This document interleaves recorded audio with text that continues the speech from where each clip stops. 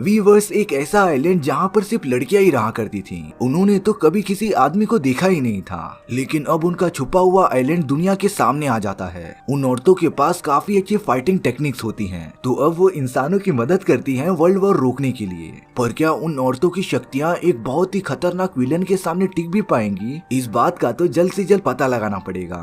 कहानी की शुरुआत में हमें डियाना नाम की एक प्रिंसेस को दिखाया जाता है, जो कि अपना बहुत बड़ा किंगडम छोड़कर पेरिस में आकर रहने लगी थी। एक दिन डियाना अपने ऑफिस में होती है, तभी वहाँ पर एक आदमी ब्रीफ केस लेकर आया था। जब डियाना ने वो ब्रीफ केस ओपन किया, तब उसके अंदर डियाना और उसके दोस्तों की बहुत पुरानी फोटो थी। उस बॉक्स में एक लेटर भी था, जिसमें लिखा होता है कि मुझे ओरिजिनल फोटो तो मिल गई, लेकिन अब तुम इसके पीछे की सारी कहानी बता दो। डियाना की तो इस फोटो से काफी सारी यादें जुड़ी थी, और अब डियाना उसी फोटो को देखते हुए फ्लैशबैक में चली जाती है जब वो छोटी हुआ करती थी। डियाना एक आइलैंड पर अपनी मदर और बाकी सभी के साथ रहा करती थी। डियाना की मॉम इस पूरे आइलैंड की रानी होती है। दरअसल इस आइलैंड का नाम थेमेसिया था, जो पूरी दुनिया की नजर से अभी तक छुपा हुआ था, क्योंकि इस आइलैंड के चारों ओर एक इनविजिबल दीवार होती है, जिससे कि कोई भी इंसान आइलैंड को देख ही नहीं सकता था। और सबसे बड़ी बात, इस आइलैंड पर सिर्फ और सिर्फ लड़कियां ही रहा करती थीं, यानी कि मर्दों का कोई नामो निशान ही नहीं था। इस आइलैंड पर मौजूद सारी औरतें बहुत ही बहादुर वॉरियर्स थीं। वो सब तो हमेशा अलग अलग टाइप की फाइटिंग टेक्निक्स प्रिपेयर किया करती थीं, क्योंकि वो सारी औरतें खुद का प्रोटेक्शन खुद ही करना चाहती थीं। अब यहाँ पर डियाना उन सभी औरतों को फाइटिंग प्रैक्टिस करते हुए देख रही थी। डियाना भी उनकी तरह नकल करने लग जाती है। देखकर लग रहा था कि डियाना भी उनकी तरह फाइटिंग करने में इंटरेस्टेड है, लेकिन वहीं दूसरी तरफ डियाना की मॉम ये चाहती थी कि डियाना इन सारी चीजों से एकदम दूर रहे, क्योंकि इसमें खतरा हो सकता था। लेकिन डियाना की मॉम को इस बारे में जरा सा भी अंदाजा ही नहीं था कि डियाना आने वाले समय में उन सभी से बहुत ही खतरनाक वॉरियर बनने वाली है। अब डियाना की मॉम उसे एक कहानी सुनाने लगती है, जिसमें वो जूस नाम के देवता के बारे में बता रही थी कि कैसे उन्होंने अपनी पावर का यूज करके हम सभी इंसानों को बनाया, पर जूस का बेटा एरिस हम सभी इंसानों से जला करता था। इसीलिए एरिस ने अपनी विनाशकारी शक्तियों का यूज करके सभी इंसानों को मारना स्टार्ट कर दिया था। लेकिन जूस ने सही टाइम पर आकर अपने ही बेटे एरिस को एकदम रोक दिया था। हालांकि एरिस मरा नहीं था, बल्कि वो बहुत ही ज्यादा घायल हो चुका था। लेकिन अभी भी इंसानों में ये अफवाह फैली हुई थी कि एरिस एक दिन जरूर आएगा इंसानियत को खत्म करने के लिए। इसीलिए जूस ने इंसानों की रक्षा के लिए उनके पास एक बहुत ही पावरफुल तलवार रख दी थी, जिसे कि सबसे पावरफुल और बहादुर वॉरियर ही उठा सकता है। हालांकि डियाना की मॉम ने उसे फाइटिंग सिखाने से मना कर दिया था, पर डियाना हमेशा अपनी मदर की बहन के पास जाकर उनकी सारी फाइटिंग टेक्निक सीखा करती थी। और अब जैसे जैसे टाइम बीतता जा रहा था, डियाना काफी बड़ी हो चुकी थी। साथ ही साथ डियाना का फाइटिंग लेवल और भी ऊपर चला गया था। एक दिन जब डियाना अपनी ट्रेनिंग करते रहती है, तभी उसकी मदर ने डियाना को देख लिया था। वो तो इस बात से बहुत ज्यादा नाराज होती हैं, क्योंकि वो कभी नहीं चाहती थी कि उनकी बेटी इन सारी चीजों में पड़े। लेकिन डियाना के मॉम की सिस्टर उसे समझा रही थी कि आने वाले टाइम में हम सभी औरतों को फाइटिंग टेक्निक सीखना बहुत जरूरी होगा, क्योंकि उन्हें पता था कि एरिस एक न एक दिन तो जरूर आएगा, और तब लड़ाई के दौरान डियाना को अपना प्रोटेक्शन करना आना ही चाहिए। इसीलिए अब डियाना की मदर भी उसे ट्रेनिंग देने के लिए एग्री कर जाती हैं। डियाना तो अब पूरे मन से लगातार ट्रेनिंग करते ही जा रही थी। देखते ही देखते वो आइलैंड की सभी औरतों से सबसे ज्यादा अच्छा परफॉर्म करने लगी थी। पर डियाना के पास कुछ ऐसी रचनात्मक शक्तियाँ होती हैं जिसका उसे खुद भी अंदाजा नहीं था। डियाना की वो सारी छुपी हुई शक्तियाँ धीरे धीरे बाहर आ रही थीं। एक दिन जब डियाना नदी के किनारे खड़ी होती है, तब उसे दिखाई दे रहा था कि एक प्लेन आकर पानी में गिर जाता है। उसके अंदर तो एक आदमी भी मौजूद था, जो कि पानी में डूब रहा होता है। डियाना तो तुरंत उस आदमी को पकड़कर किनारे पर लेकर आ गई थी। वहीं पर डियाना पता नहीं क्यों उस आदमी को घूरते ही जा रही थी। शायद से डियाना ने अपनी पूरी लाइफ में किसी भी आदमी को देखा ही नहीं था। पर अब डियाना पानी के दूसरी तरफ देखती है कि जर्मन्स के बहुत सारे लोग उसी आदमी जिसका नाम स्टीव होता है, उसका पीछा करते हुए वहाँ पर पहुँच गए थे। हालांकि आइलैंड के चारों तरफ एक इनविजिबल दीवार थी, लेकिन अब एक सोल्जर उस दीवार के अंदर चले जाता है, जिससे कि उसे वो पूरा आइलैंड दिखाई देने लगा था। और अब जर्मन के बाकी सोल्जर्स भी उस शील्ड के अंदर आ जाते हैं। उस आइलैंड की सारी औरतें इंसानों पर हमला करने के लिए अपनी अपनी पोजीशन पर पहुंच गई थीं। और अब उन सारे जर्मन्स ने बिना टाइम वेस्ट किए उन सभी औरतों के ऊपर बहुत सारी गोलीबारी करना स्टार्ट कर दिया था। पर वो औरतें थोड़ी पीछे रहने वाली थी, वो तीर कमान की मदद से उन पर लगातार वार करती जा रही होती हैं, जिससे कि बहुत सारे जर्मन एक ही साथ मारे जा रहे थे। पर अब जर्मन्स की एक पूरी टीम किनारे पर पहुंचने में कामयाब हो जाती है। वहां पर तो एक बहुत ही घमासान लड़ाई चालू हो गई थी, पर वो सारी औरतें उन जर्मन्स के ऊपर भारी पड़ते ही जा रही थी। डियाना भी उनके बीच आकर जर्मन्स को मारते रहती है, पर तभी एक जर्मन ने डियाना को मारने के लिए गोली चला दी थी। तभी डियाना की मॉम की सिस्टर उसे बचाने के लिए खुद ही डियाना के सामने आ गई थी, जिससे कि गोली लगने से उसकी मौत हो जाती है। डियाना उन्हें देखकर काफी ज्यादा रो रही थी और अब तक तो उन सभी औरतों ने मिलकर सारे जर्मन्स को खत्म कर दिया था। अब सिर्फ स्टीव ही बच गया था, इसीलिए अब वो सारी औरतें स्टीव को मारने के लिए उसके पास चली गई थी। लेकिन डियाना स्टीव को प्रोटेक्ट करती है, क्योंकि स्टीव तो हमारी तरफ से लड़ाई कर रहा था। इसीलिए अब वो सारी औरतें स्टीव को अपने पैलेस में लाकर उससे पूछताछ करने लगती हैं। स्टीव ने बताया कि वो जर्मन्स के साथ काम किया करता था, लेकिन वो वहाँ पर एक दूसरी कंट्री से डिटेक्टिव के रूप में गया था। जब स्टीव को इस बारे में पता चला कि जर्मनी एक ऐसी जहरीली गैस बना रही है जिससे कि एक ही बार में बहुत सारे इंसानों को खत्म किया जा सकता था, इसीलिए अब स्टीव ने उसके जनरल की एक बुक चुरा ली थी जिसमें कि गैस के बारे में सारी इंफॉर्मेशन लिखी गई थी। इसीलिए वो सारे जर्मन स्टीव के पीछे पड़े होते हैं। शायद से वो लोग वर्ल्ड वॉर की तैयारी कर रहे थे, और अगर ऐसा हो गया तो वो जहरीली गैसेस फैलाकर अलग अलग कंट्रीज के कई लोगों को भी मार देंगे। लेकिन अगर स्टीव जनरल की इस बुक को अपने हेडक्वार्टर में कैसे भी करके पहुंचा दे, तब शायद से ये सारी चीजें रुक सकती थी।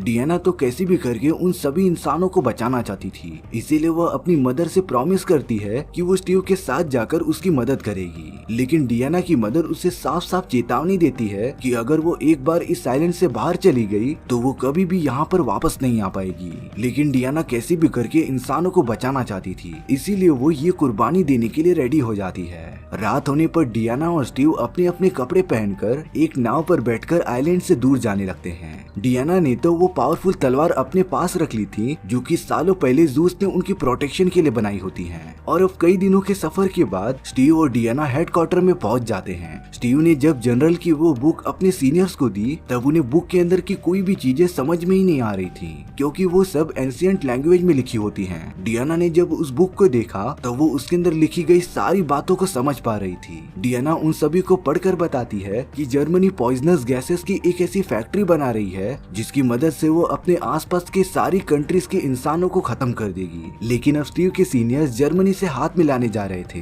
पर स्टीव उन्हें भरोसा दिलाता है कि उन्हें ऐसा करने की जरूरत ही नहीं, और अगर उसे एक चांस दिया जाए तो वो जर्मनी जाकर उनकी वो फैक्ट्री को डिस्ट्रॉय कर सकता था। पर अफसोस स्टीव की बातें कोई भी नहीं मानता। डियाना तो उन सभी लोगों के ऊपर भड़क जाती है, लेकिन यहाँ पर स्टीव बड़ी समझदारी दिखाता है और वो डियाना को शांत कराकर बाहर लेके आ गया था। दरअसल डियाना ने अपने माइंड में ये फिक्स कर लिया था कि वो सारे जर्मन्स एरिस के कब्जे में हैं और वही उन सभी से ये सारी चीजें करा रहा है। इसीलिए डियाना एकदम आउट ऑफ कंट्रोल हो जा रही थी एरिस को खत्म करने के लिए। अब हमें जर्मनी में डॉक्टर मैरू दिखाई जाती है और डॉक्टर मैरू ने ही वो सारी जहरीली गैसेस बनाई थी। अब डॉक्टर मैरू के पास जनरल आ जाता है जो उससे सारे एक्सपेरिमेंट की रिपोर्ट मांग रहा था। डॉक्टर मैरू ने उन जहरीली गैसेस के साथ साथ एक ऐसी पावरफुल कैप्सूल बनाई थी ना, जिसे सूंघने के बाद कोई भी बहुत ज्यादा पावरफुल हो सकता था। डॉक्टर मैरू तो एक कैप्सूल जनरल के सामने तोड़ देती है और अब जनरल के बॉडी में एक अलग ही टाइप की पावर्स आ गई थी। वो तो एक टाइम पर आउट ऑफ कंट्रोल होने लगा था, पर जनरल खुद को संभाल लेता है।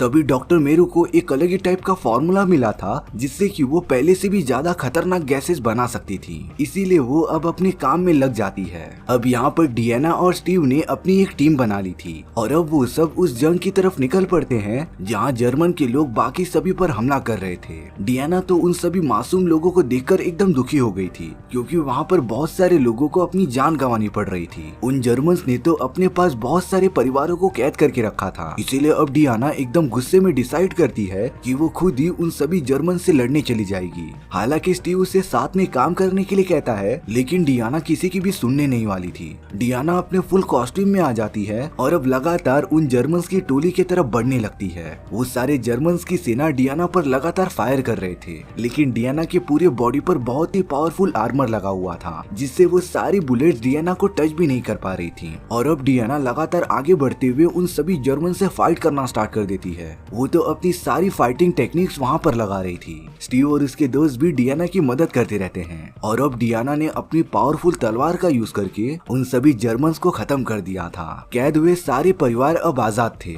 गांव के सभी लोग डियाना से काफी खुश भी होते हैं क्योंकि आखिरकार उसी की वजह से ये सारे लोग बच पाए। और अब डियाना, स्टीव और उसके बाकी दोस्त एक फोटो खिंचाते हैं और यही सेम पिक्चर डियाना को उस ब्रीफ केस में मिली थी। अब एक दिन डियाना जब गांव में वापस आ रही थी तब उसे वहां पर वही जहरीली गैसेस दिखाई देती हैं जिसने पूरे गांव के लोगों को एक ही बार में खत्म कर दिया था। डियाना तो ये सब देखकर एकदम दुखी हो जाती है क्योंकि अगर उसने जर्मनी के जनरल को मार दिया होता तो ये सारी चीजें कभी नहीं होती। इसके बाद स्टीव भी डियाना के पास पहुंच जाता है, लेकिन अब कुछ भी हो जाए डियाना जनरल को मार कर ही रहेगी। डियाना तो स्टीव को भी बुरा भला कह देती है और अब वो सीधा जर्मनी के जनरल के पास चली गई थी। जनरल अपनी प्रोटेक्शन के लिए डियाना पर एक गोली चला देता है, लेकिन डियाना के पास अपना पावरफुल आर्मर था जिससे कि वो बुलेट लगकर रिफ्लेक्ट हो जाती है। लेकिन अब जनरल के पास भी सुपर पावर्स आ गई थी जिसकी मदद से वो डियाना से फाइट करते रहता है और अब उन दोनों के बीच एक घमासान लड़ाई स्टार्ट हो गई थी। लेकिन डियाना के पास प्लस पॉइंट था। डियाना के पास उसकी पावरफुल तलवार जो थी जिसकी मदद से उसने जनरल को एक ही बार में खत्म कर दिया था। लेकिन डियाना देखती है कि जनरल के लोगों ने अभी तक काम करना बंद नहीं किया है क्योंकि डियाना को ऐसा लगता था कि अगर हम राजा को खत्म कर देंगे तो उसकी सारी सेना अपने आप ही हार मान लेगी। लेकिन डियाना के वो सारे केसेस इंसानी दुनिया में अप्लाई नहीं होते और अब जनरल के सारे लोग मिलकर दूसरी कंट्रीज पर गैसेस से अटैक करने के लिए रेडी होते रहते हैं। स्टीव भी डियाना के पास आ गया था। वो डियाना से कहता है कि वो ऐसा कुछ भी ना करे जिससे कि सारे लोगों की जान खतरे में पड़ जाए और अब स्टीव उन सभी जर्मन्स को रोकने के लिए चला जाता है। तभी डियाना ने स्टीव के एक सीनियर ऑफिसर को देखा जो डियाना के एकदम पास आ चुका था। वो सीनियर ऑफिसर तो डियाना को कह रहा था कि हम इंसानों पर भरोसा नहीं कर सकते, इसीलिए उन सभी को मारना ही बेहतर होगा।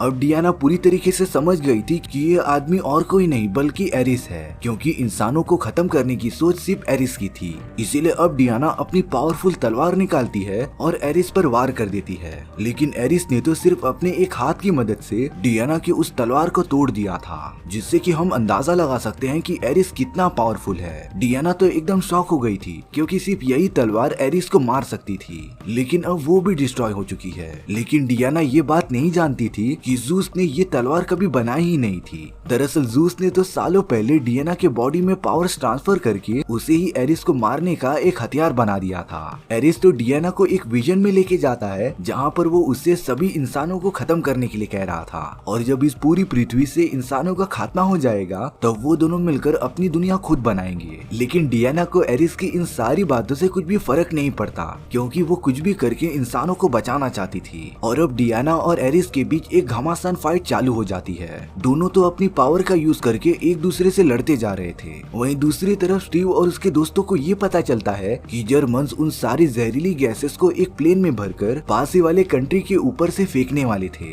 इसीलिए स्टीव प्लान बनाता है कि वो प्लेन को कंट्री में पहुंचने से पहले हवा में ही डिस्ट्रॉय कर देगा। यहाँ पर एरिस अपने फुल पावर में आ जाता है। डियाना भी उसे काफी अच्छी टक्कर दे रही थी, लेकिन धीरे धीरे वो कमजोर भी पड़ते जा रही होती है। तभी स्टीव डियाना के पास आकर उसे अपनी दिल की बात बताता है। स्टीव तो डियाना से प्यार करने लगा था और अब स्टीव को जाना पड़ेगा सभी लोगों को बचाने के लिए। स्टीव तुरंत ही उस प्लेन के अंदर चला जाता है जिसमें कि वो सारी गैसेस रखी थी और अब स्टीव ने बड़ी बहादुरी से उस प्लेन को उड़ाते हुए हवा में ही उसे डिस्ट्रॉय कर दिया था और उस धमाके में स्टीव की भी मौत हो जाती है। डियाना तो ये सारी चीजें देखकर अपने आप को कंट्रोल ही नहीं कर पा रही थी क्योंकि वो भी कहीं न कहीं स्टीव से प्यार जो करती थी। और अब डियाना एरिस के कैद से आजाद हो जाती है। वो तो अब पहले से काफी ज्यादा पावरफुल हो चुकी थी। यहाँ पर स्टीव के दोस्तों ने उन जहरीली गैसेस की फैक्ट्री में मौका देखकर आग लगा दी थी जिससे कि वो पूरी फैक्ट्री एकदम से जल जाती है। लेकिन अब यहाँ पर एरिस ने अपने थंडरबोल्ट की पावर का यूज करके डियाना पर हमला करना स्टार्ट कर दिया था।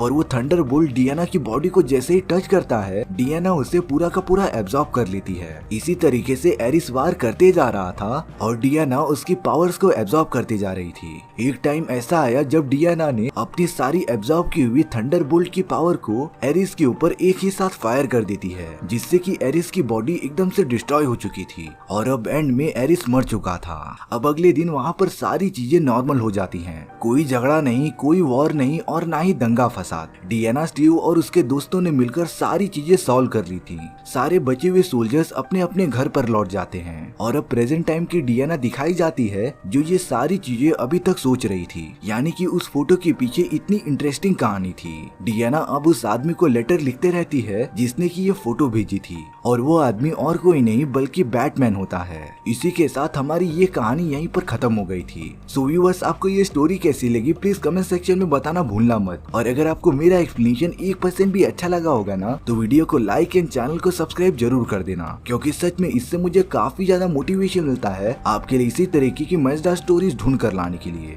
तो मिलते हैं नेक्स्ट वीडियो में, सी या।